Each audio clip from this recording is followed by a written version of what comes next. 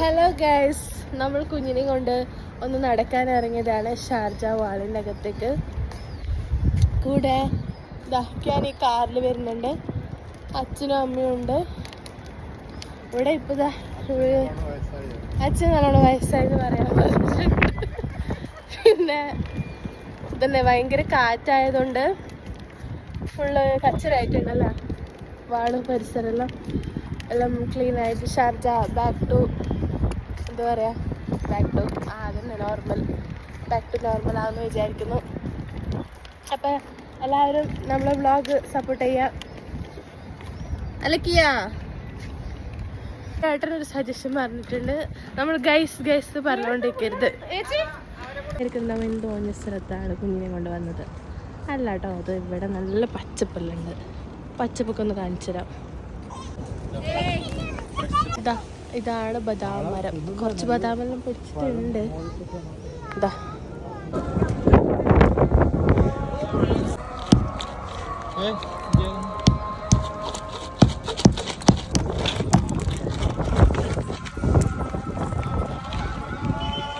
ബദാമല്ല guys, ബദാമിന് കിട്ടിയിട്ടില്ല.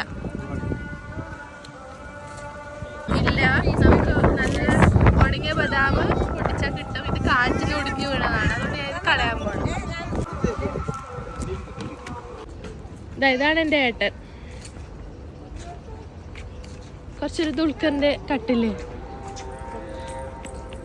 എൻ്റെ മോള് ധൃതിക്ക് ഇവിടെ അകത്ത് കളിക്കാനാണ് ഭയങ്കര ഇഷ്ടം, മണ്ണിലെല്ലാം കളിക്കാൻ. നമ്മളും പണ്ട് മണ്ണിലൊക്കെ അല്ലേ കളിച്ചു വളർന്നത്. ഉന്തിക്കൊണ്ടുവന്നത് കിയാന്റെ ഫേവറേറ്റ് ചേച്ചിയാണ്. കിയാന് എല്ലാരും ഉണ്ടെങ്കിലും എപ്പോഴും ധൃതിന്റെ പിറകെയായിരിക്കും മോസ്റ്റ്ലി ഓടുന്നത്.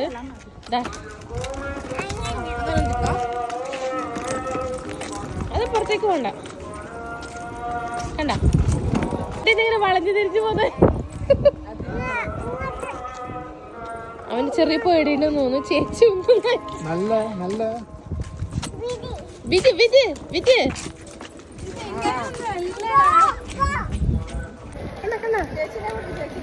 ഇതാണ് എൻ്റെ അച്ഛനൊരു യൂട്യൂബ് ചാനലുണ്ട്, ലക്ഷ്മി സുരേഷ് എന്നാണ് ആ ചാനലിൻ്റെ പേര്.